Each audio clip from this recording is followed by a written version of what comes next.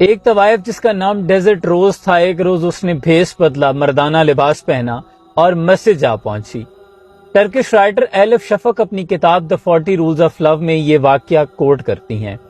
آپ لکھتی ہیں کہ مولانا رومی سرکار کا شعرا جب دور دراز علاقوں تک پھیل گیا تو دور دراز دیہاتوں سے لوگ مولانا رومی سرکار کا واز سننے آیا کرتے تھے۔ اس طوائف نے جب یہ سنا تو اس نے دل میں خواہش پیدا کی کہ یہ بھی مولانا رومی سرکار کا واز سننے جائے، لیکن اس نے جانے کے لیے تدبیر یہ سوچی کہ بھیس بدلا، مردانہ لباس پہنا اور مسجد جا پہنچی۔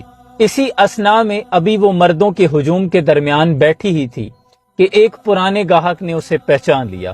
اس نے طوائف کا شور مچا دیا، سارا ہجوم آگ بگولا ہو کر اس طوائف کے پیچھے ہو لیا۔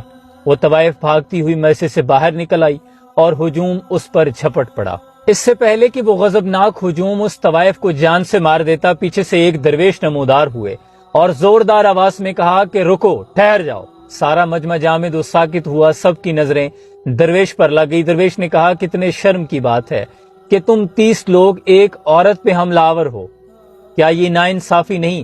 تو مجمع میں سے کسی نے کہا کہ آپ نہیں جانتے، یہ ایک طوائف ہے، بھلا طوائف کا مسجد میں کیا کام؟ اس پر درویش نے کہا، کیا اس کا صرف یہی جرم ہے کہ یہ مسجد میں آئی؟ تو اس پر مجمع میں سے کسی نے کہا کہ یہ ہمارا ایمان خراب کرنے آئی تھی۔ اس نے مردانہ لباس پہنا اس لیے کہ کوئی اسے پہچان نہ سکے۔ کسی نے کہا کہ مارو مارو، سارے طوائف کے نعرے لگا رہے تھے۔ طوائف یہی سوچ رہی تھی کہ آج یہ لوگ مجھے یہی زندہ گاڑ دیں گے۔ جب کسی نے یہ کہا کہ چلو اسے جان سے مار دیتے ہیں، اس بات نے تو درویش کو اور غضبناک کر دیا۔ درویش نے کہا، کیا تم لوگ واقعی اسے جان سے مارنا چاہتے ہو یا پھر اسے حاصل کرنا چاہتے ہو؟ یہ کہہ کر درویش نے طوائف کا ہاتھ کھینچ کر اسے اپنے پیچھے کر لیا۔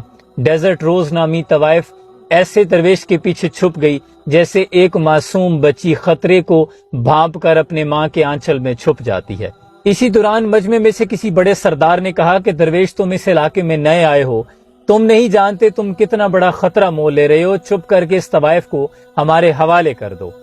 اس پر درویش کے چہرے پر اطمینان تھا اور کہنے لگا، کیا تم لوگ واقعی خدا کی عبادت کے لیے آئے تھے؟ اگر تم واقعی خدا کی عبادت میں مشغول تھے تو پھر تم نے اس عورت کو کیسے پہچان لیا؟ کیا عبادت کے دوران کوئی دوسرا بھی اس قدر اہم ہو سکتا ہے کہ عبادت کے دوران آپ اسے تکتے رہیں؟ یہ عورت کا بھیس بدلنا بھی تم نے پہچان لیا۔ حق تو یہ تھا کہ یہ اگر کپڑے اتار کر بھی آتی تو تم اس کی جانب ہرگز نہ دیکھتے اگر تم اپنے رب کی عبادت میں مشغول تھے۔